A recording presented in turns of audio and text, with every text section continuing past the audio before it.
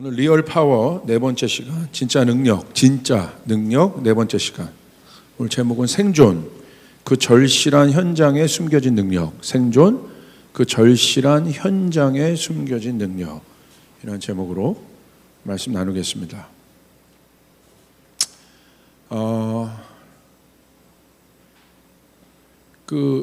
이 성경적인 세계관을 우리가 가질 필요가 있어요. 그건 뭐냐면 창조, 타락, 구속이에요. 하나님이 창조하셨는데 인간이 죄를 지었어요. 타락했죠. 하나님이 다시 구속하시고 그 다음에 뭡니까? 완성하시는 거예요. 간단하죠. 창조, 타락, 구속, 그리고 하나님 나라의 완성에 있습니다. 그렇기 때문에 우리는 아주 중요한 때에 살고 있습니다. 그래서 어떤 세계관이 있어야 되냐면 하나님 나라로 이것들이 완성이 됩니다. 그 전까지 이제 두 세계관이 엄청난 격도를 가져와요. 하나는 세상, 악한 영이 주관하는 세상적인 세계관과 또 하나님이 다스리시는 하나님 나라의 세계관이 엄청난 충돌을 가져옵니다. 그렇기 때문에 그 말은 뭐냐면 이 세상이 만들어내는 사고방식들이 있다는 거예요. 그러니까 이 세상의 원리가 있다는 거예요. 그러니까 내가 그리스도인이 되었다는 건 뭐냐면 그것을 거스르는 거예요. 거스른다는 표현이 이게 좀 그래요. 이게 거스르다니까 자꾸 이분법적으로 생각하는데 그 위에 존재해서 다스리는 것입니다. 그런 뜻이겠어요. 거스른다는 건 안 보겠다 그런 차원이 아니라 그 위에서 우리가 다스리는 거죠. 거기에 함몰되지 않고. 그러면 여러분, 이 세상의 세계관이 한마디로 뭘까? 이 세상을 주도하고 있는 어떤 세계관이 뭘까? 그것은 저는 성경대로 너무나 분명하게 얘기할 수 있어요. 그건 바로 뭐냐면 힘입니다. 힘의 세계관이에요. 그러니까 힘이면 다 되는 거예요. 이 힘이면 다 통하는 거예요. 그게 바벨탑이에요.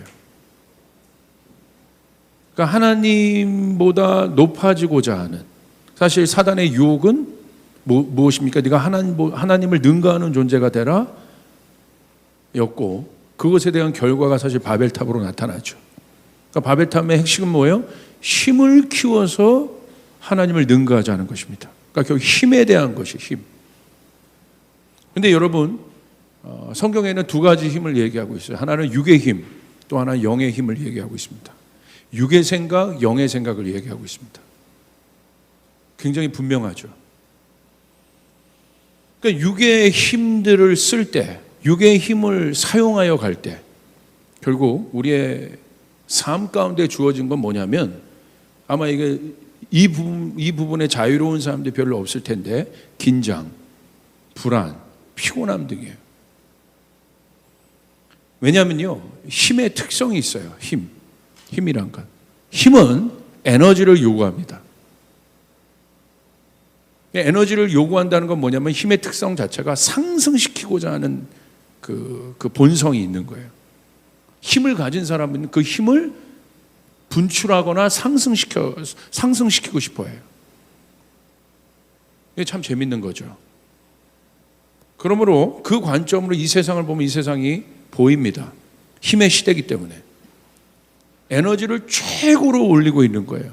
그래서 왜 지금 당황하느냐? 그 에너지를 최고로 정점 가운데 올리다가 지금 코로나 터진 겁니다. 그래서 이 코로나가 많은 메시지를 지금 전 세계 가운데 주고 있는 거예요. 교회도 마찬가지입니다. 그러므로 이 코로나를 부정적으로만 볼 필요가 없습니다. 그러니까 뉴 노멀이라는 단어가 나오는 것처럼 어떤 새로운 법칙들이, 새로운 패러다임들이 지금 만들어지고 있는 거예요. 교회도 마찬가지입니다.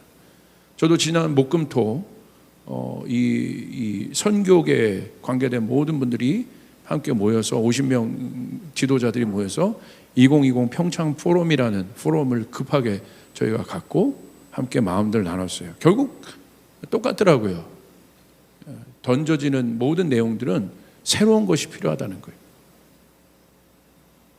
그러니까 뉴 패러다임하고 그다음에 변할까 변하지 말까가 아니라 뉴 패러다임 or die예요. 변하지 않으면 죽는다는 거예요. New paradigm or die. 그러니까 이 코로나가 지금 우리 가운데, 이 인류 가운데 던져주는 메시지는 굉장히 큽니다. 아마 지금 뭐 미국만 해도 보십시오. 지금 뭐 유학생 문제부터 엄청난 변화들이 일어나고 있죠. 한 치 앞도 알 수 없잖아요. 그리고 선교계에 있었던 최고 이슈가 뭐였냐면 비자 이슈였거든요. 근데 여러분 지금 선교사님들이 갖고 있던 모든 비자들이 지금 다 무용지물입니다. 그러니까 완전히 새 판이 짜지고 있다는 거예요. 지금. 그러니까 어떤 것 하나에도 안정감을 둘 수 없습니다.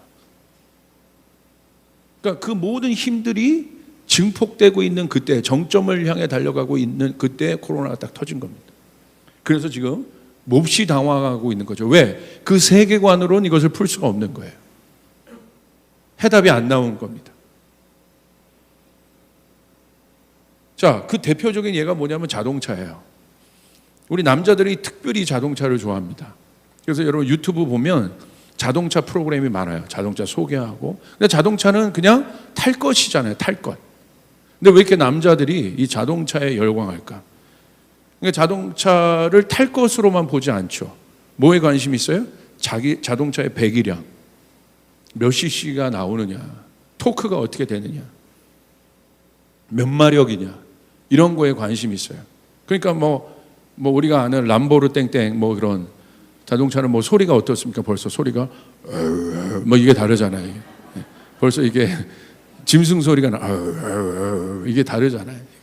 벌써 거기에서 막 되게 뿌듯해하고, 그러니까 남자가 차를 타면 그 차와 자기를 동일시하는 그런 묘한 기질이 있는데, 그러니까 그냥 단순히 탈 것이라는 수단이 아니라 얼마나 빠른가, 얼마나 힘이 있는가에 관심이 있어요. 제가 보면 이것이 아주 단초적으로 이 세상의 어떤 세계관을 보여주는 아주 분명한 겁니다. 이 얘기를 했더니 우리 자매들이 아주 속물 보듯이 남자들을 이렇게 쳐다보고 있는데, 여러분 세상의 엔진은 그러므로 뭐겠습니까? 힘입니다. 힘.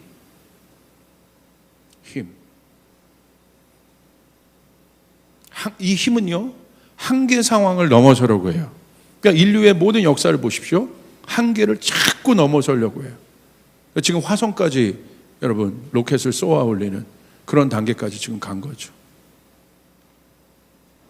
그런데 그 힘이 주도하기 시작하면 여기는 어떤 법칙이 있는데, 그곳에 블랙홀과 같은 엄청난 공간이 생깁니다.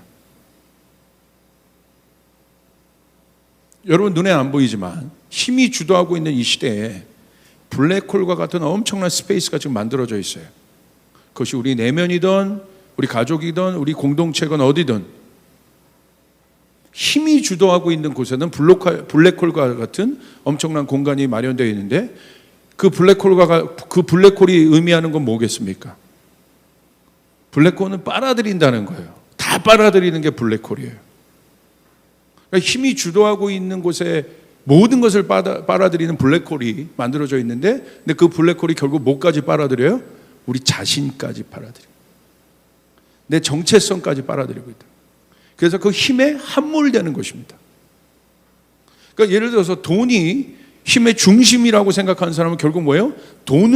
이 돈을 통해서 모든 것을 상승시킵니다. 그럼 결국 어떻게 됩니까? 그 돈이라는 힘이 만들어내는 블랙홀이 있어요. 거기에 함몰되는 거예요. 돈이 나쁜 것이 아니라 함몰된 나가 문제인 거죠. 빨아들여진 내가 문제인 거죠. 거기서부터 이제 여러분 제정신이 아니게 되는 거예요. 말도 안 되는 판단들을 하기 시작하는 거예요. 어떤 사람은 그것이 권력이든, 어떤 사람은 그것이 이성이거든.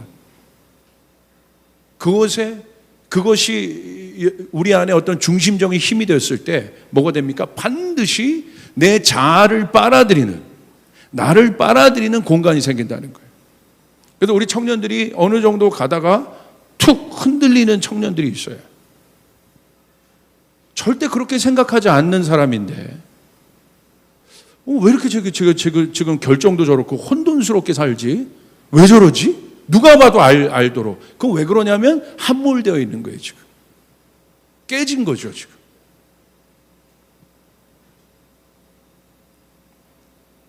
여러분 고무줄도 보십시오. 이렇게 늘어나면 뭐가 있어요? 텐션이 생기잖아요. 계속. 이게 텐션은 뭐예요? 스트레스란 말이에요. 그러니까 이 세상이요, 이 텐션으로 그냥 팽팽해요. 스트레스가 많은 거예요. 이 스트레스가 많다 보니까 뭐가 없습니까? 불안하죠. 쉬지도 못하고 안식도 못해요. 그러니까 계속 긴장감들이 있는 상태고 불안함이 있는 상태고 안식이 없으니까 갖가지 병들은 다 생기죠.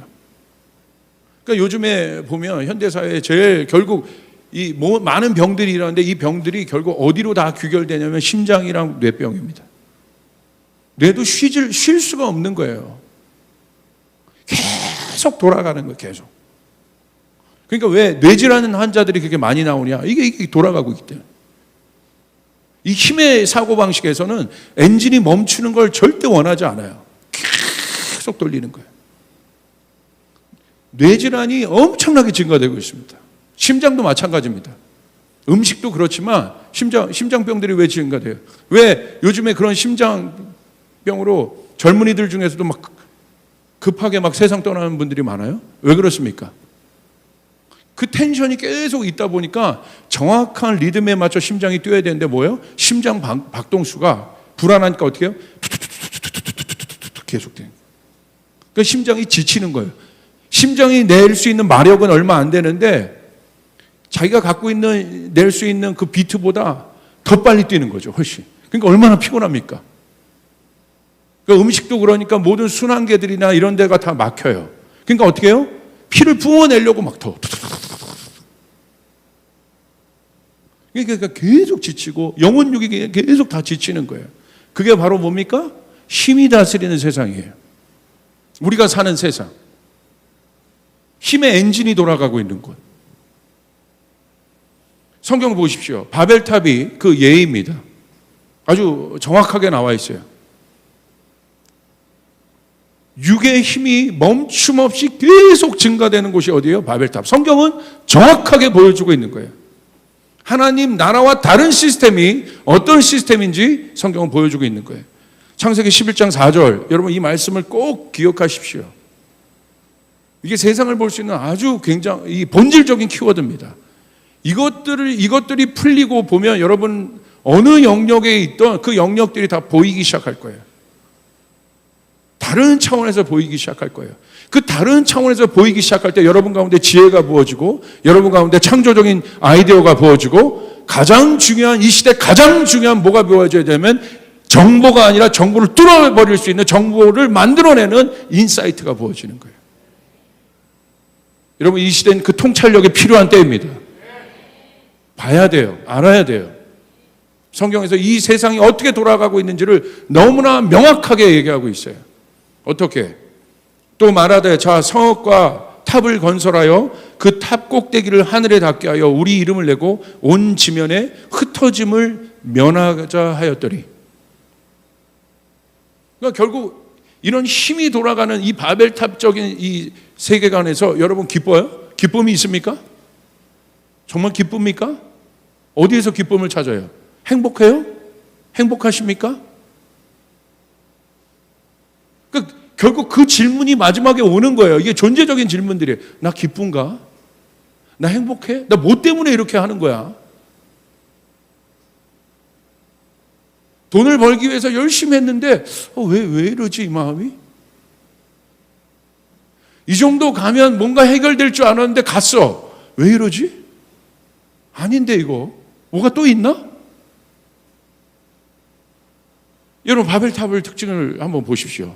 첫 번째, 바벨탑은 어떻습니까? 그 탑 꼭대기를 하늘에 닿게 하자. 결국 어떤 성격이에요? 텐션을 계속해서 올려야 하는 거예요. 우리 청년들이 지금 그와 같은 세상에 살아요. 여러분 직장에 있든 어디 있든 텐션 떨어지는 걸 이 세상이 원치 않아요. 그리고 그 텐션 떨어진 사람들을 이 세상은 어떤 취급합니까? 루저 취급을 합니다. 무기력한 사람 취급합니다. 낙오자 취급합니다. 그러니까 이 시대에서 지금 각광받고 쓰임받는 사람들 누구예요? 텐션이 계속해서 올려진 사람들. 그러니까 연예인들이 장난이 아닌 거예요, 여러분. 예. 사실 뭐 유재석 씨 뭐 이런 사람들이 그렇게 장기적으로 뭐 이게 뭐 강호동 이런 분들이 그렇게 막 여러분 진행하고 이끌어가는 게요. 그게요. 우리 여기 아마 방송계에 일하시는 분들은 알걸요 아마. 우리는 편하게 보지만 그들이 텐션을 얼마만큼 업시키고 있는지. 여러분의 영역에서도 마찬가지 아니에요? 어떤 영역이든. 그게 살아있는 사람이라고 우리는 얘기해요. 계속 텐션을 업시키는 사람. 바벨탑이 그랬어요. 두 번째, 우리 이름을 내자는 건 뭐예요? 분출시키라는 거예요. 에너지를 계속 분출시켜야 하는 상태입니다. 근데 에너지는 보십시오. 저장된 공간에 있는 양만큼 나오는 거예요. 자기 에너지는 이거밖에 없는데 50밖에 없는데 80을 내라고 하니 여러분 과부하가 안 걸리겠습니까? 스트레스가 안 오겠습니까?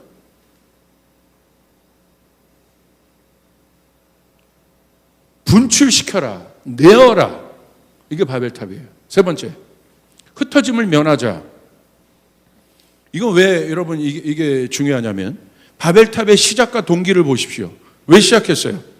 비전과 계획과 어떤 꿈으로 시작된 프로젝트가 아닌 거예요. 바벨탑을 왜 만들었어요?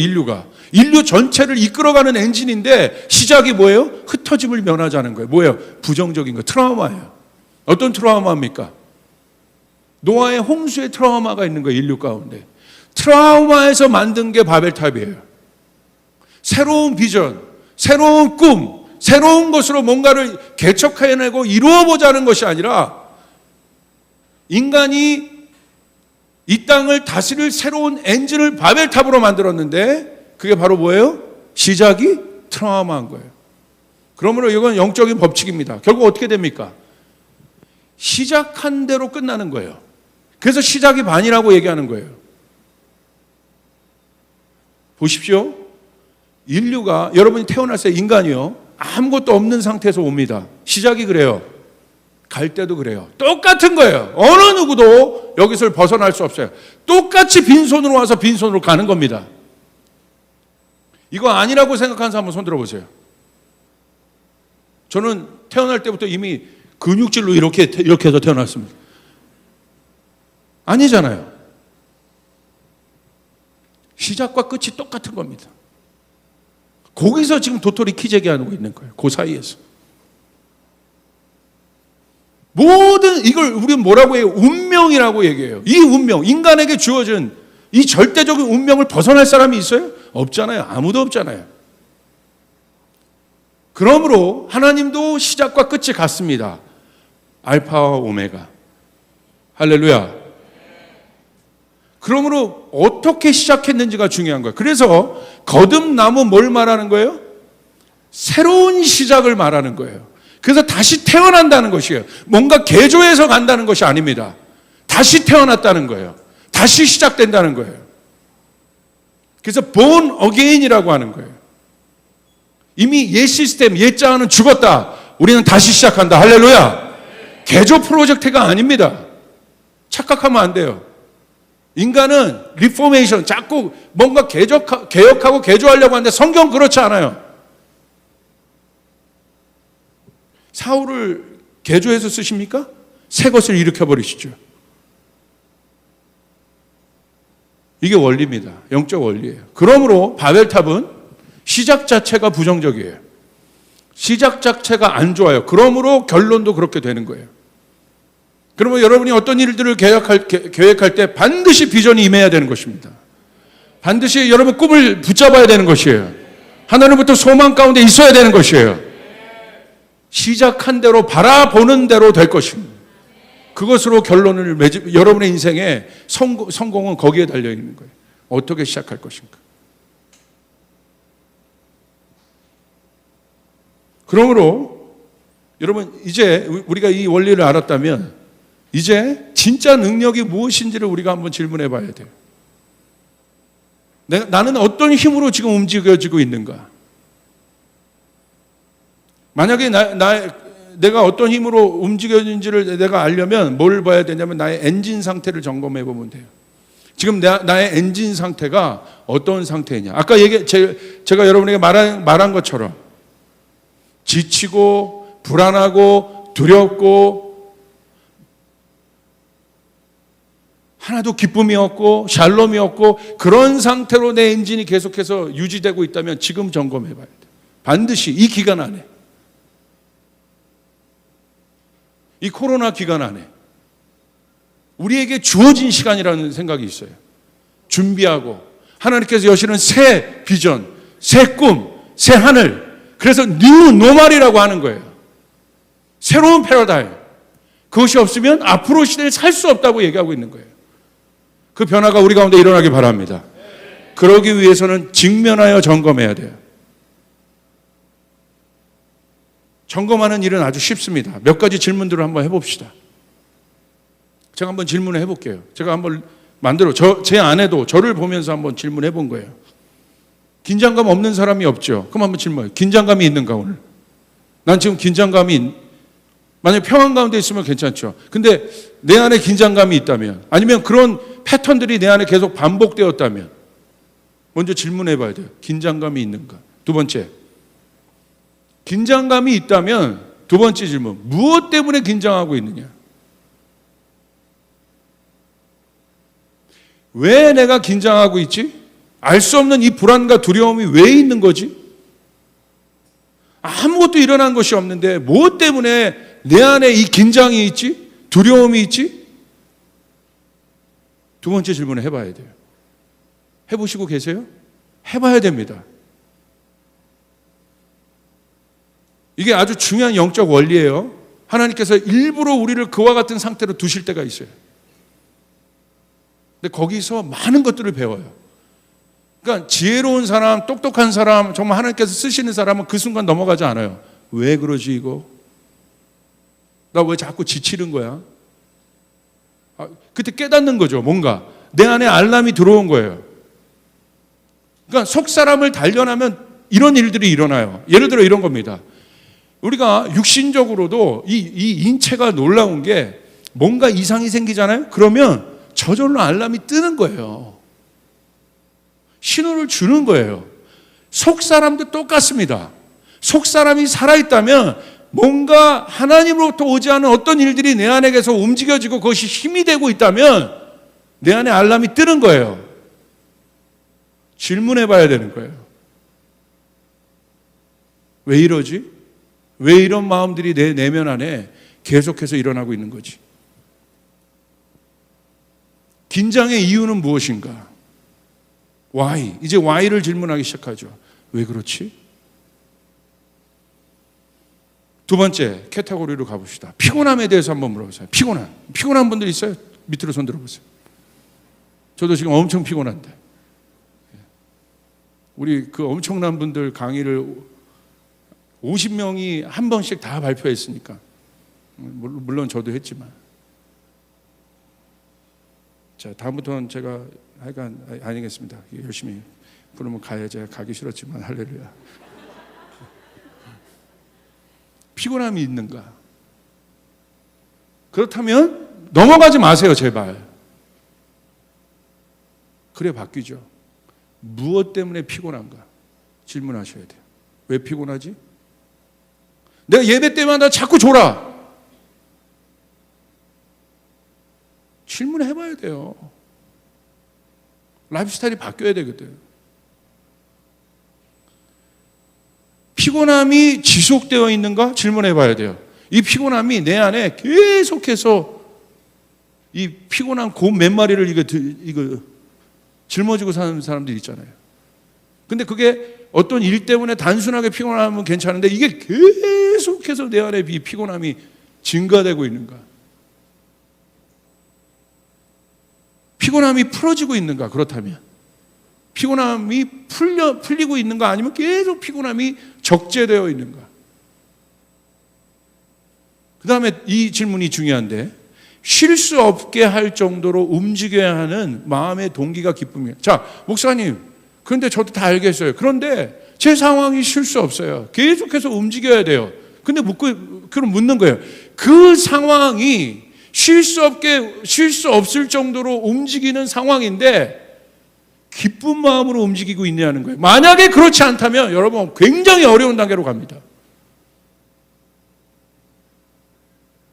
결국 자아가 파열돼요. 그렇지 않다면 이 기쁨이란 건 굉장히 중요한 것입니다. 그래서 저는 우리 예배팀 가운데 제일 중요한 게 기쁨이라고 보는 거예요. 그래서 저는 솔미가 찬양할 때 좋아. 솔미 얼굴 보면 좋아. 그냥 인디오 여자같이 생겨가지고 이렇게 해서. 그렇게 보면 이게 좀 뭔가 이렇게 발산되는 게 있잖아요. 이렇게. 약간 베네수엘라 그쪽 이렇게 이상한 에너지가 있어. 밝잖아. 예배팀이 나와가지고 그래야죠. 우리 미도 뭐 있어? 드럼 칠 때. 뭐 저는 석주 형제도 뭐 파마 머리가 라면 머리가 왔다 갔다 하면서 오늘은 많이 불었네 막 그러면서 이게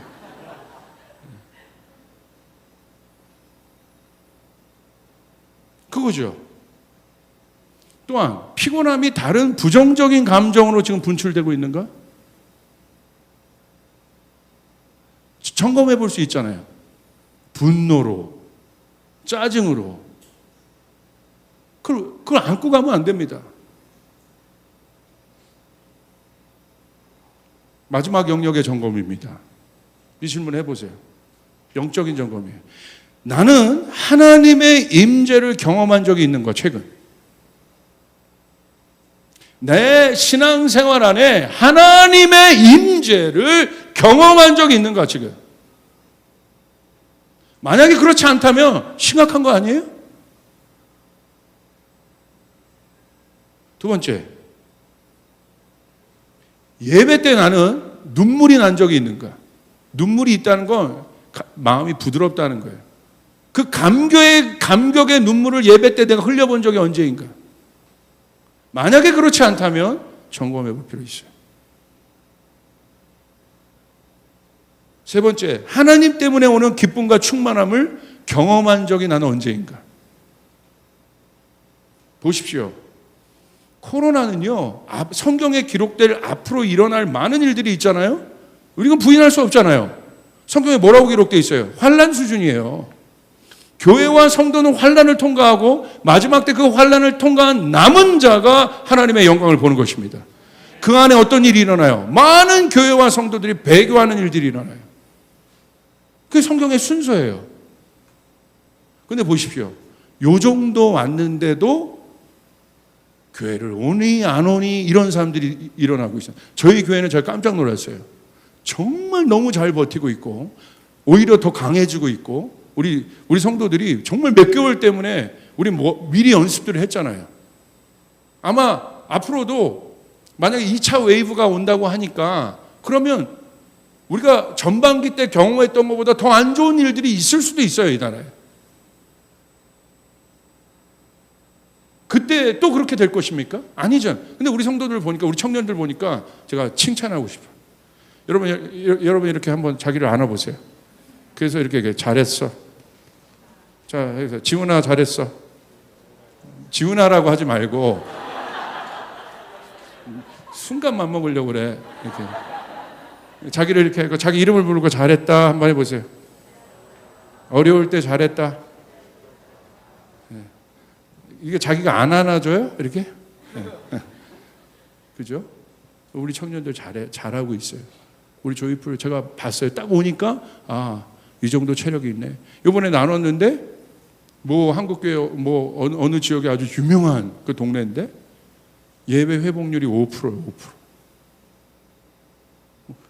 황당한 거예요. 그 목사님들이 지금 깨어나고 있는 거예요. 내가 지금 목회 잘못했구나. 그냥 다 앉아서 몇천 명, 또 어디 교회 10,000명 이렇게 앉아서 이게 잘했고 이것이 영광인 줄 알았는데 아니구나 이거. 요 정도 왔는데 이렇게 흔들리는데 5%라는데 예배 회복률이.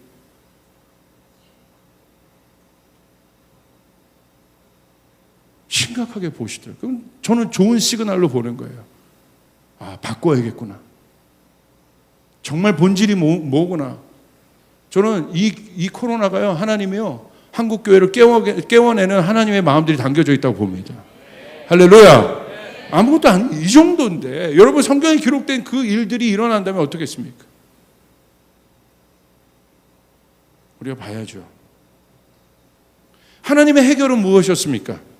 하나님의 해결, 이와 같은 세상, 이 바벨들, 항상 하나님의 해결을 갖고 계신 분이에요.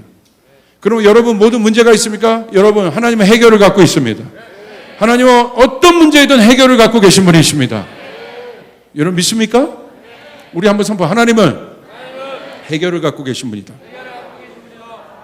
문제뿐만 아니라 그분은 해결을 갖고 계신 분이에요. 하나님의 해결은 뭐였습니까? 창세기 11장 8절이에요. 여호와께서 거기서 그들을 온 지면에 흩으셨으므로, 자 보십시오. 어떻게 하십니까? 힘을 분산시키십니다. 이것이 하나님의 방법이에요. 힘의 세계관, 그게 바벨탑이에요. 하나님의 해결은 힘을 분산시키십니다. 왜냐하면 그 뒷구절입니다. 그들이 그 도시를 건설하기를 그쳤더라. 멈춰야 되기 때문에. 멈추지 않으면 변화가 없기 때문에. 멈추지 않으면 내 인생에 절대적으로 변화가 없습니다. 멈춰야 돼요.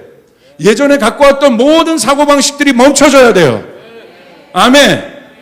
안 되는 거예요. 이제 고백하는 거예요. 그게 new normal이에요. spiritual new normal이 있어야 되는 것이에요. 우리 안에 영적인 new normal이 생겨야 되는 것이에요. 아멘. 어떻게 됩니까? 그쳤더라. 이게 하나님의 방법이셨어요. 그래서 하나님은 뭘 쓰세요? 그 힘을 분산시키는 것들을 쓰십니다. 그걸 우리는 뭐라고 얘기해요? 실패라고 얘기해요. 실패는 뭐예요? 안 된 거예요. 좌절된 거예요. 무너진 것입니다. 그것을 우리는 실패라고 얘기해요. 막 달려갔어요.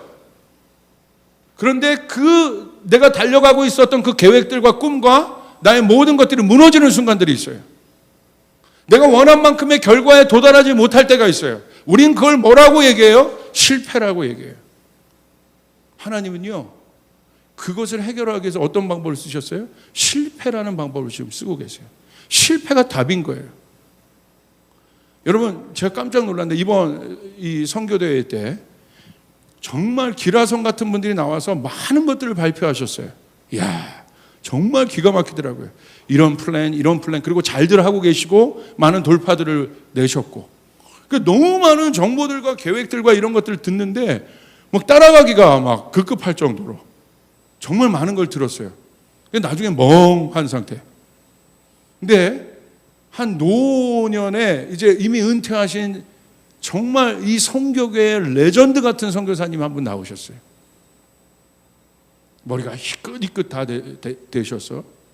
근데 뭘 보여주시냐면 그분이 초창기 때, 이분은 선교학 박사고 뭐 유명합니다. 선교계, 한국 선교계에서는 아프리카 쪽에 아주 전설 같은 분이세요. 근데 이분이 딱 나오셔서 뭘 얘기하냐면 얼마나 여러분 어마어마한 걸 얘기할까 딱 보는데 나는 내 이야기를 하겠습니다. 그러시더라고. 벌써 여러분 시작이 심상치 않아요. 뭔가 결이 달라요, 고수들은. 그러더니 1980년대 자기가 선교지에 처음 나갔는데 그때 나갔던 사진을 보여주시는 거예요. 그때 공항에, 김포공항에 자기를 환송하기 위해서 300명이 나왔어요. 그때만 해도 그럴 때입니다. 공항에 누가 오면 그것이 이 가문의 행사입니다. 저희도 어렸을 때 아버지가 많이 외국을 왔다 가셔서 저희 아버지 오시면 뭐 가족 전체가 나가고 그랬어요. 제가 90년대 초반에 선교훈련 받고 제가 필리핀 가서 또 장기훈련을 받았어요. 선교훈련. 90년대만 해도, 초반만 해도 비행기 타는 사람들이 많이 없었습니다. 그렇게. 지금이야 뭐 맘만 먹으면 다 타지만.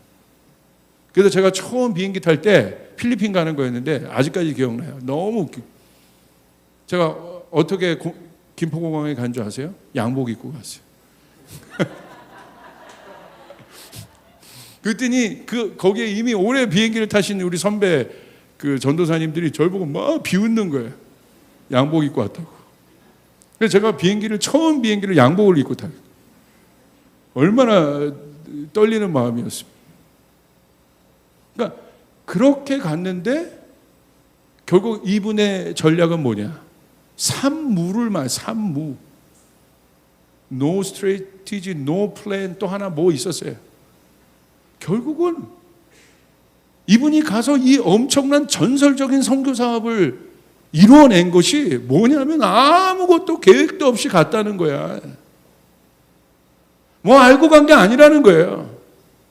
산무. 근데 그 강의를 듣는데 갑자기 내 머리가 영적인 호흡을 확 해버리더라고. 와, 다르다.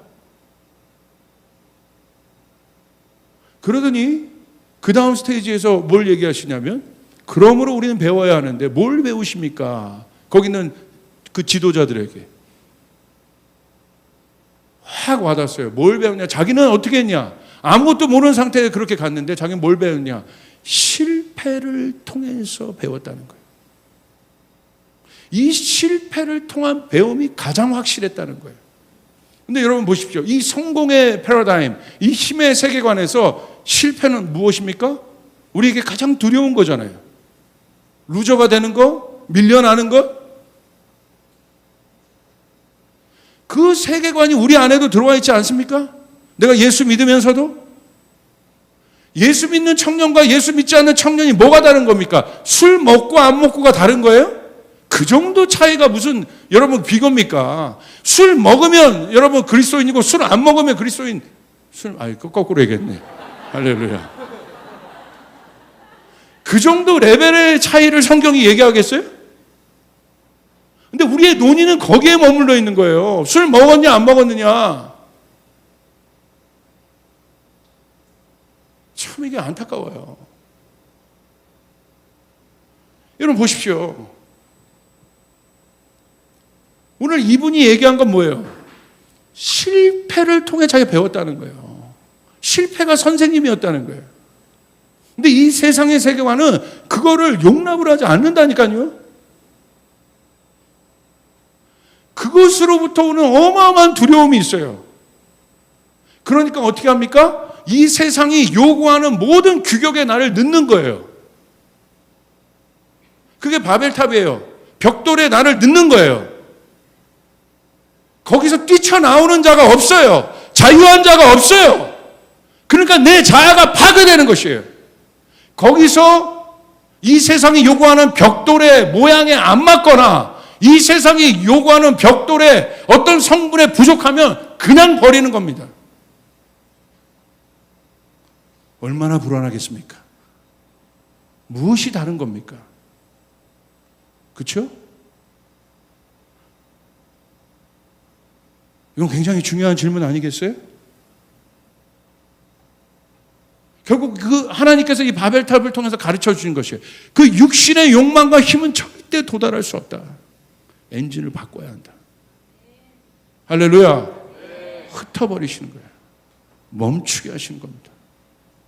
여러분 가운데 이 멈춤이 있습니까 지금? 꼭 이런 상황 같습니까? 얼마나 황당하겠습니까 지금? 열심히 그렇게 줬는데 그 다음날 자기랑 소통했던 애들이 말이 안 돼. 그러니까 더 이상 공사가 진행이 안 돼. 힘을 모을 수가 없어요. 흩어졌어요. 그 도시를 건설하기를 그쳤더라. 만약에 청년 때의 이 일들을 여러분이 안다면 하나님이 여러분에게 하나님 나라를 건설할 수 있는 능력들을 주실 것입니다. 재정도 주실 것입니다. 그렇기 때문에 우리는 이것으로부터 과감한 이집트의 탈출들이 있어야 되는 것이에요. 벗어남이 있어야 되는 것이에요. 용기가 있어야 되는 것이에요. 과감하게 거절해야 되는 것이에요.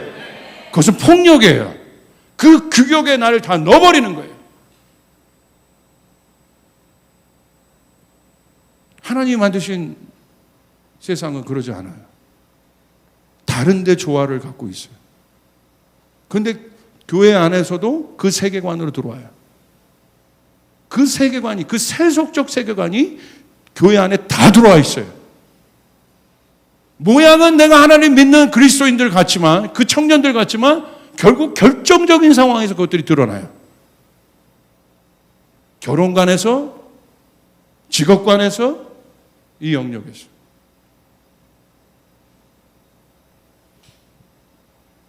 하나님의 솔루션을 보라는 거예요. 그리고 하나님이 이 솔루션을 하나님께서 쓰시고자 하는 사람들이 있다면 반드시 이 실패라는 솔루션을 쓰십니다. 우리 주님을 그렇게 쓰셨던 것처럼. 그러므로 기독교는 그것에 대해서 답하는 거예요. 답이 없거든요. 돈으로도 권력으로도 인기로도 외모로도 절대 가질 수 없거든요. 우리는 세상이 못 보는 것을 보는 사람들이에요. 세상이 듣지 못하는 것을 듣는 사람들이에요. 아멘. 여러분, 다윗을 하나님이 어떻게 쓰셨나 보세요. 다윗의 인생 가운데 어떤 일들이 일어났는지 보세요. 저도 다윗처럼 쓰임받고 싶어요. 하나님을 그렇게 사랑하고 싶어요. 정말 다윗처럼 하나님께서 다윗을 얼마나 실제적으로 이 세상에서 얼마나 아름답게 쓰셨겠습니까?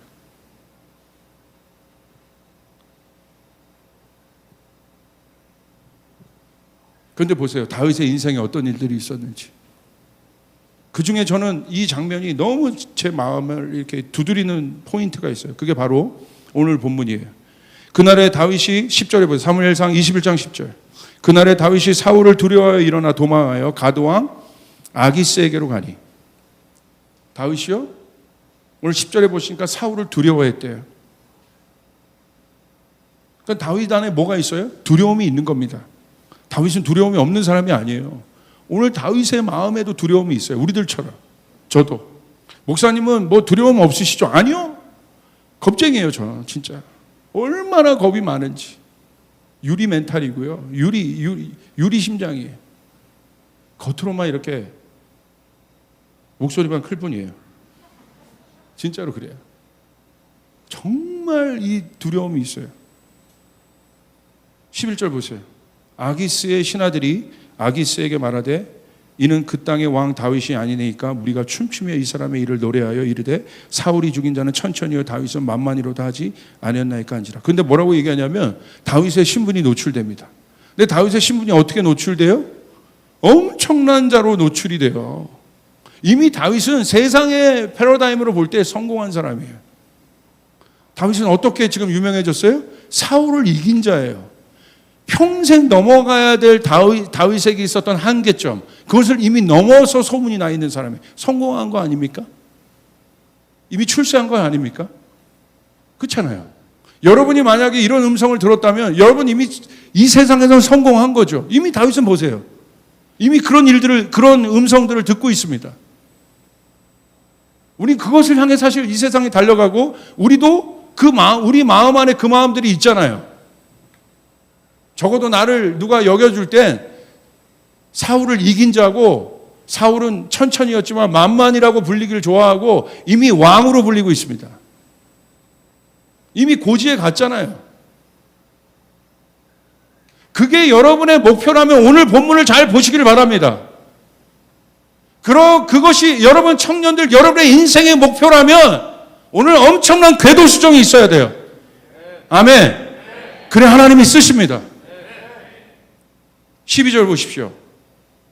그런데 그 말을 들으면 좋아야 되잖아요. 다윗이 이 말을 그 마음에 두고 가드왕 아기스를 심히 두려워해요. 근데 오히려 두려워합니다. 굴림하고 뽐내는 것이 아니라 오히려 두려워합니다. 심히 두려워했다고 되어 있어요. 사실 맞아요.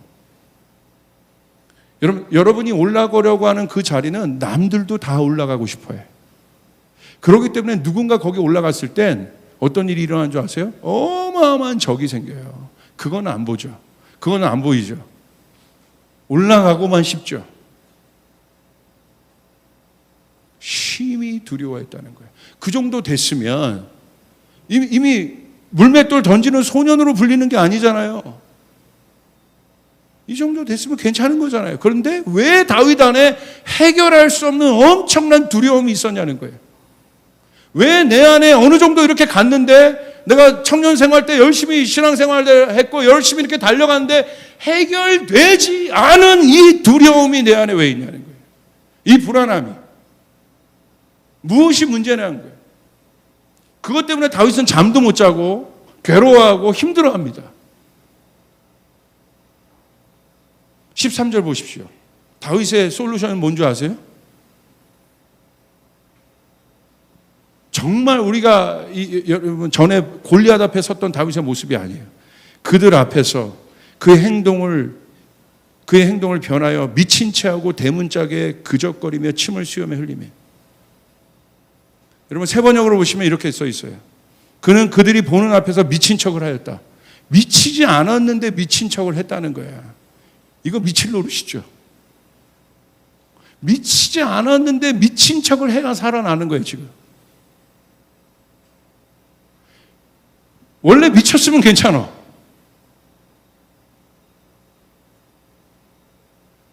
난 너무나 제정신인데 미친 척을 해야 되는 거예요, 지금. 얼마나 괴롭겠습니까? 그냥 다른 길 비켜간 것도 아니고 그렇게 해야 생존하는 거예요, 지금. 그러니까 다윗의 지금 모두는 뭐예요? 생존형 인간입니다, 지금. 이렇게 해서라도 살아남아야 하는 이유가 뭡니까? 우리 안에 있는, 우리 청년들 안에 있는 근본적인 질문들이 이거잖아요. 이렇게 하면서까지 내가 왜 살아야 돼? 이렇게 어떤 수모를 당했어요? 미친 체하고 대문짝에 그적거렸다고 그랬어. 바보처럼. 막 이러면서. 안 그런 사람인데. 바보같이. 자기를 바보처럼 보여야 되는 거예요. 이런 루저가 어디 있습니까? 이러려고 골리앗 무너뜨렸나? 마음 올 거예요. 이러려고 내가 하나님 앞에 갔나? 내가 이러려고 하나님을 따라가고 있는가? 지금 내 상황이 고작 이건데. 그 다음 보십시오. 그적거리며 침을 수염에 흘려요. 이게 다윗입니다. 물맷돌을 가지고 골리앗을 이긴 다윗만 보죠. 왕으로 군림하고 있는 다윗만 보죠. 아니요. 저는 너무 성경이 매력적인 게 특별히 다윗을 향한 하나님의 마음은 특별해요. 다윗을 통하여 너무 많은 것을 우리에게 보여주고 계세요. 다윗의 인생을 통하여 너무 많은 메시지들을 우리 가운데 주고 계세요, 지금. 침을 흘리고 있다는 거야. 침을 흘리고 있는 이런 상태는 뭐야? 속은 제정신이야. 그 안에 엄청난 수치심, 부하들이 보고 있습니다, 지금. 그 안에 어떤 마음이 생겼을까? 왜 이렇게 해요? 살아남으려고 하는 거예요, 지금. 여러분이 살아가는 삶, 현장의 삶, 여러분 현장의 삶이 만만치 않잖아요. 녹록치 않잖아요. 그렇잖아요.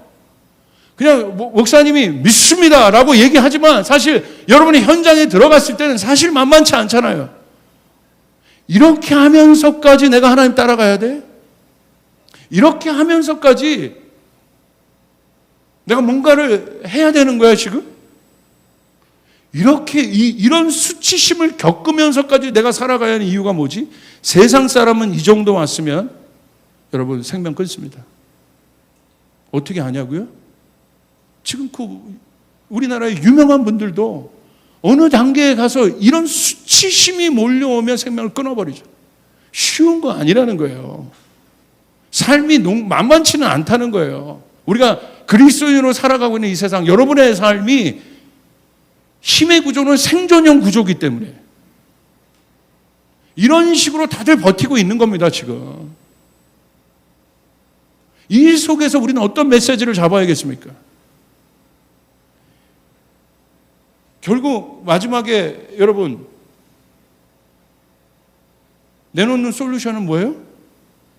이 수치심이라는 게 지금 다윗이요. 어떤 단계냐면 이게 남자가 여러분 특별히 남자 여자 할 것 없이 이 수치심이라는 건 굉장한 이게 어마어마한 이게 수치심이 뭐냐면 이게 심리학적으로는요 이거예요. 내 안에 내 편이 아닌 나가 있는 거예요. 원래 내 안에 나는 내 편이어야 되는데 이 수치심은 내 안에 내 편이 아니에요.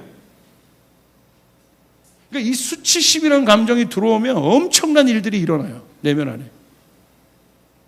수치심, 예를 들어 죄책감은 잘못된 행동에 대한 평가입니다. 내가 이런 걸 잘못했어. 이런 잘못을 저질렀구나. 그런 것이 죄책감이에요. 그러나 수치심은 한 단계 더 가요. 거기서 끝나는 것이 아니라 수치심은 나는 안 되는 인간이구나. 그렇지, 항상 내 삶은 그렇지 뭐. 이게 수치심이에요. 죄책감과 달라요. 확장됩니다. 잘못된 감정이 내 안에 일반화가 돼버려요. 이게 수치심이에요. 수치심은 그런 면에서 굉장히 위험한 겁니다. 내가 책임지지 않아야 될 일도 책임지고 부정적인 감정을 안고 살아가요. 대부분 이 수치심 가운데 있는 사람들은. 근데 이 수치심에 대한 해결은 심리학적으로는 이런 것들을 솔루션을 줘요. 인정하라는 거예요. 상황을 극복하고 그 문제를 피하지 말고 그 문제를 내딛는 순간, 그 문제에서 내 한 발을 뛰는 순간이 해결이다라고 얘기하면서 많은 이제 솔루션을 줍니다. 근데 이것이 이제 부정적인 것으로만 오는 것이 아니라 과대 기대로도 와요. 과대 기대라는 표현을 씁니다. 과대 기대는 문제냐면 자신의 능력이 요만큼밖에 안 되는데 이만큼을 항상 기대하면서 하는 거예요. 근데 현실에 가면 그게 안 되잖아요. 거기서 오는 엄청난 현실적 괴리감. 거기서 모멸감을 느껴요. 과대 기대. 예를 들어 이런 겁니다. 노래방에 갔어요. 내 기대는 90점이야. 나 정도는 90점 맞아. 그런데 빰빠바밤 75점. 그럼 거기서 끝나면 되잖아요. 건강한 사람이면. 근데 이래요. 내가 이래서 노래방에 오지 말았어야 돼. 거기까지 들어. 과대 기대. 내가 그럴 줄 알았어. 이래서 나는 노래방 오면 안 되는 사람이야. 괜히 왔어. 결국 뭐냐면 여기서 주목해야 될 것은 스스로 자기를 괴롭힌다는 거예요. 수치심은. 내 안에 내 편이 아닌 나가 수치심이에요. 이게 심리학자들이 수치심을 바라보는 정의입니다. 자기 돌봄이라는 책에서도 수치심을 다뤘는데 이렇게 다룹니다. 어떻게 다루냐면 바다가 있습니다. 바다는 우리의 본성이다. 그 바다에서 뭐가 일어납니까? 파도가 일어나요. 그 파도는 그 본성에서 나오는 분노, 수치심, 열등감 같은 것이라는 거예요. 그게 파도라는 거예요. 그러므로 부서질 파도에 집중하지 마라. 왜? 파도는 결국 마지막 가서 부서지잖아요. 여기서 내놓는 솔루션은 본성인 파도에 집중하지 말고 본성인 나를 집중해야 한다. 근데 대부분의 사람들이 파도에 집중을 합니다. 근데 그래서 허무한 겁니다. 왜냐하면 파도는 또 반복해서 일어나기 때문에. 해결이 없는 거예요. 그렇기 때문에 본성인 바다에 집중하라. 이것이 솔루션인데 이거는 심리학적 솔루션이에요. 여기까지는 동일하게 맞습니다. 그런데 신앙은 절대 본성인 바다를 보라고 있지 않아요. 왜? 신앙은 본성인 바다 자체가 검은 죄로 물들어져 있기 때문에 거기서 뭘 퍼도 죄악인 것이에요. 그러므로 신앙은 하나님을 봐야 되는 것입니다. 예수 그리스도를 봐야 되는 것입니다. 여러분 믿습니까? 이게 솔루션이에요. 만약에 본성인 나를 보기 시작한다는 거거든요. 파도를 안 보고 현상을 안 보고 이것도 대단한 단계입니다. 그런데 여기서 결국 이거 해결 안 돼요. 그래서 결국 어디에 귀결하게 되냐면 종교에 귀결하게 되는 거예요. 해결이 없어요. 결국 그 파도가 만들어낸 시점이 바로 어떤 시점이냐? 트라우마. 사실 이 트라우마가 무서운 것입니다. 이 트라우마가 파도를 피하는 것으로 해결되지 않아요. 우리 인생 가운데 우리 가운데 트라우마가 있잖아요. 거기서 파도가 만들어지는 거거든. 그렇기 때문에 여러분 보세요. 트라우마를 피한다고 해결됩니까? 파도는 또 오는데. 근본적인 해결이 필요하다. 그래서 신문고 전사님 나와보세요. 이 책에 보면 어떤 상담을 목사님이 해주시는데 어떤 어머니가 이 목사님을 찾아갑니다. 그래서 어떤 수치심을 고백하냐면 피하지 않고 이제 너무 괴로우니까 목사님을 찾아간 거예요. 어떤 수치심을 고백하냐면 자기 딸이 있었는데 자기 딸이 성폭행을 당해요. 의붓 아버지에게. 일부 예배 때는 이 내용을 얘기 안 했는데. 근데 그때 그럼 뭐 했냐? 이 어머니가 알코올 중독자이기 때문에 술 취해 있었던 거예요. 깨고 났더니 그런 일이 있어진 거예요. 너무 괴롭고 자기가 믿고 힘든 거예요. 어렵고. 이 수치심으로부터 죄책감도 아닙니다. 너무너무 자기 자신이 믿고 괴롭고, 여기서 해결이 안 되면 이제 엄청난 단계까지 가는 거죠. 그래서 이 목사님을 찾아갔어요. 근데 목사님이 그 어머니에게 손을 펴보라고 했어요. 펴보시오, 어머니. 그러니 여기에다가 이렇게 원을 이렇게 그으셨어요. 제가 원을 그은 게 느껴지시죠? 네. 우리 어머니께서 지금 느끼고 있는 이 원, 있는 그대로 이 원은 어머니가 갖고 있는 트라우마입니다. 이건 실제입니다. 근데 이게 지워지지 않잖아요. 이 느낌 그대로. 그럼 어떤 해결이 있어야 되느냐? 갑자기 목사님이 그 어머니의 손에 자기 손을 포개했습니다. 그랬더니 이 어머니의 손으로부터 느껴지는 굉장한 따뜻한 온기가 있었어요. 이건 뭘 말하는 거냐? 이 트라우마는 하나님의 은혜, 거기서는 신이라고 표현하지만 하나님의 은혜로 덮어지는 것입니다. 그리고 나서 실제로 그 어머니가 그 온기를 기억하고 있었어요. 이거구나. 그리고 그런 마음이 올 때마다 이 트라우마를 내가 노력해서 피하고 싸우는 것이 아니라 어떻게 했겠습니까? 하나님의 은혜로 나의 트라우마는 덮어졌다. 은혜 가운데 나가기 시작했어요. 그리고 이 어머니 가운데 자유함이 생기기 시작해요. 다시는 그 파도가 일어나지 않기 시작한 거예요. 변화가 일어난 것입니다. 우리 박수 한번 쳐주시죠. 사랑하는 여러분, 진짜 능력은 무엇입니까? 우리의 삶 가운데 있는 이런 수치심, 이 힘의 세계관이 주는 이 세상 속에서 우리 가운데 오는 우리 이웃들, 우리 친구들, 이런 사실은 내면에 어마어마한 상처를 안고 살아가요. 우리는 어떻습니까? 그런데 여러분, 여기에 놀라움이 있습니다. 여기에 비밀이 있습니다. 바로 그 순간, 저도 그런 마음이 들 때가 있어요. 비교당하고 열등감에 있고, 뭔가 잘 해냈을 때 막 뿌듯하고 그렇지 못했을 때 오는 굉장한 답답함, 저기 또 가고 싶, 뭐 이런 마음들이 있을 수 있습니다. 설교를 잘했을 때는 굉장히 내 안에 뿌듯함이 있지만 막 죽쓰는 것 같은 그럴 때 있습니다. 없지 않아요. 있어요. 우리의 삶에. 여러분의 삶에도 있잖아요. 없지 않잖아요. 근데 바로 그 순간, 여러분, 그 순간을 피하면 안 됩니다. 그 순간에 멈춰서 이 모든 것을 해결하신 주님을 바라봐야 되는 거예요. 할렐루야. 그러면 놀라운 일들이 생겨나기 시작해요. 공간이 열려지기 시작해요. 눈물이 나기 시작해요. 내가 그전에 볼 수 없었던 메시지가 들려오기 시작해요. 위로부터 어떤 힘이 부어지기 시작해요.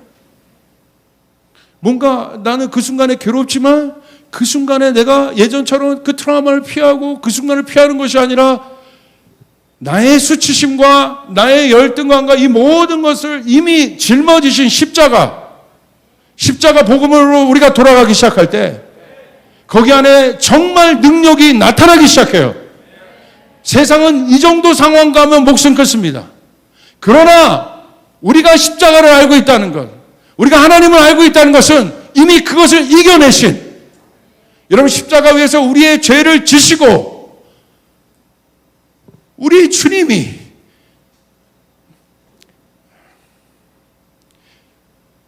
벌거벗겨지지 말까.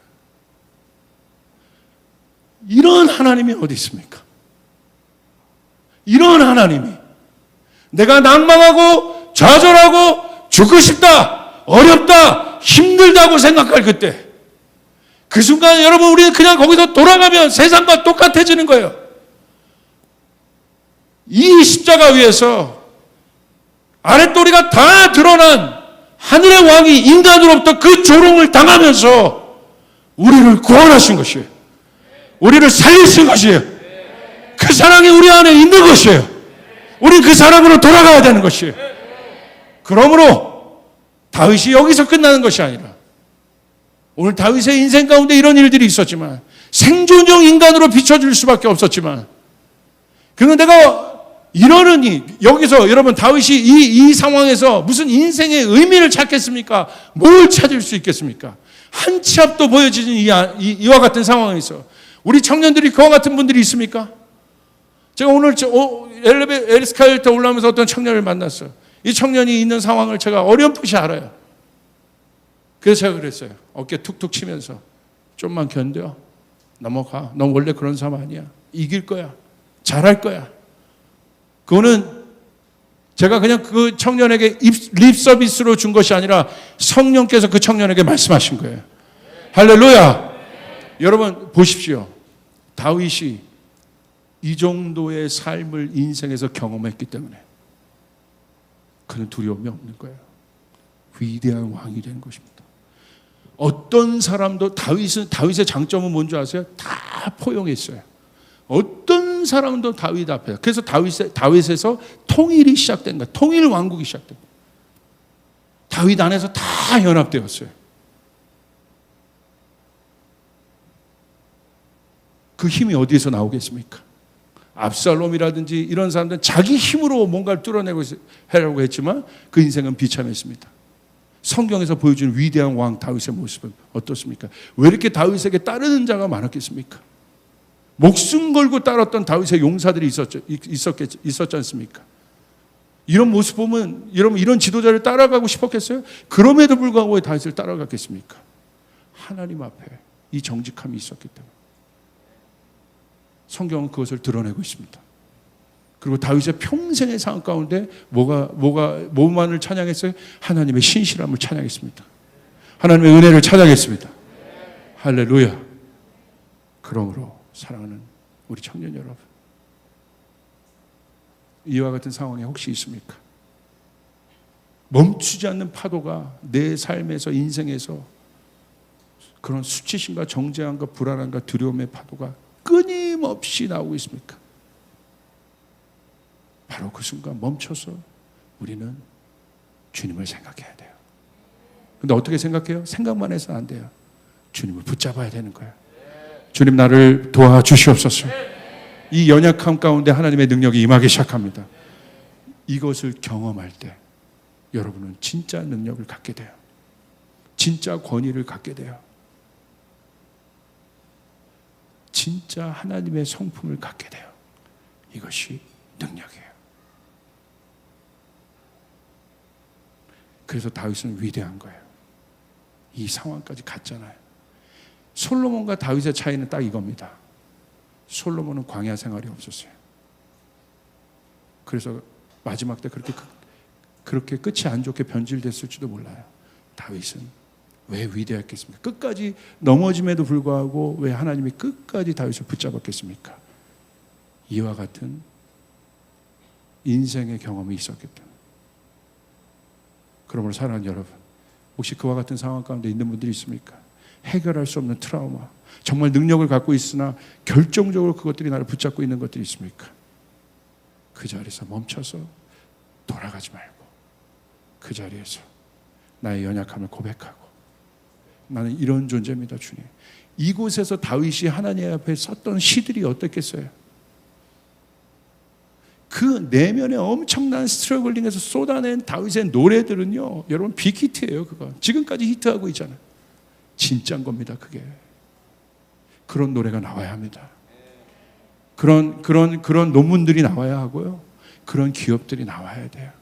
그것을 통과한 사람들. 여러분 통과하고 계시죠? 축복합니다. 한국교회가 이것을 통과하고 있습니다. 한국교회는 일어날 것입니다. 높이 일어나게 될 것입니다. 더 높은 차원으로 날아오게 될 것입니다. 우리 청년들은 여러분, 제가 여러분 보면 막 가슴이 뛰어요. 왜? 제 인생에 이런 얘기를 해주는 분이 있었다면, 그래도 조금 후회되는 건 내 인생을 조금 더 빨리 주님 앞에 올인할 수 있었을 텐데. 그 마음으로, 그 아비의 마음으로 여러분에게 정말 조금 더 살아보. 일부 예배 때는 제가 이런 얘기 하지 않습니다. 왜? 저보다 다 많이 산 사람이기 때문에. 할렐루야. 그래도 조금 더 여러분보다 함께 이 여정을 가본 또 믿음의 선배로 사랑하는 여러분에게 말하는 거예요. 그런 일이 있을 수 있습니다. 생존형 인간처럼 내가 보일 수 있습니다. 세상이 나를 그렇게 얘기할 수 있어요. 여러분, 그런 여자친구랑 여자친구를 만났어요. 그럼 우리 남자 형제들이 있습니까? 여러분, 상대방 부모님 만나러 가는 거 주눅 들지 마세요. 할렐루야. 벌써 주눅 이렇게 꽉 들어있으니 우리 형제들만 아멘 한번 해보세요. 아멘. 네. 군대들 갔다 와서 얘기를 아멘. 네. 여러분, 하나님이 함께 계시니 그러니까 자매들이 우리 형제들을 무시할 수밖에 없는 거예요. 이게 여기서 아멘 하고 치고 나와야지. 하나님 여러분과 함께 하십니다. 아멘. 여러분이 돈이 없지 믿음이 없습니까? 여러분에게는 미래가 있다는 거예요. 여러분이 앞으로 개척할 미래는 놀라운 일들이 일어나게 된다는 거예요. 믿으시면 아멘 합시다. 믿으시면 아멘 합시다. 내 안에 잠깐 있는 이 시간들이 여러분에게 엄청난 시간들이 될 것이라는 거예요. 해결하는 자들이 될 것이에요. 우리 자매들도 이런 형제들이 좋죠? 이거 설교 다시 해야겠어. 그렇잖아요? 속물형 인간이 좋아요? 이 삶에 대한 진지함. 이런 남자가 멋있는 거예요. 겉에서 막 이렇게 웃기고 그러더라도 어느 순간 가서 진지하게. 이게 가볍지 않아. 그러니까 이게 촐랑거리는 것은 이 진지함이 없는 게 촐랑거리는 거고, 기쁨은 있지만 어느 단계에 툭 들어가면, 다윗은 바지가 내려갈 때까지 하나님을 찬양하는 그런 사람이었지만 그 삶 안에는 이 엄청난 무게감과 진지함이 있었다. 그래서 다윗의 삶이 매력적인 거예요. 버라이어티한 거예요. 롤러코스터 같은 거예요. 여러분, 놀이동산 가면 제일 인기 있는 게 뭐예요? 롤러코스터 아니에요? 여러분, 애들 거 한번 타봤어요? 뭐예요 그게? 뚜 거기는 막 줄을 서서 사람이 타요. 매력이 있어요. 여러분 가운데 그런 일들이 일어나야 진짜 창조적인 일들이 일어나고 놀라운 일들이 써지는 거예요. 할렐루야. 두려워하지 마시길 바랍니다. 다윗의 수염에 침 흘려본 그와 같은 경험이 없는 사람은 다윗과 같은 영광도 볼 수 없습니다. 그러므로 그와 같은 상황이라면, 그렇게 어렵고 힘든 일이 혹시 여기 가운데 계신 분이 있다고 한다면 하나님이 그 시간에 여러분에게 많은 말씀을 해주실 거예요. 많은 것들을 열어주실 것입니다. 그 하나님과 함께 승리할 수 있는 우리 자랑스러운 우리 조이풀 청년들 되기를 바랍니다. 여러분, 다시 한번 여러분을 잡아보세요. 이렇게 너무 칭찬하고 싶어. 칭찬해 보세요. 지훈아 잘했다. 자기 이름을 불러가면서 시작. 3번 칭찬해 주세요. 시작. 아멘. 우리 옆 사람에게도 잘했다. 잘했다. 우리 잘해서 일어나겠습니다. 우리 주님께 영광의 박수 올려드리겠습니다.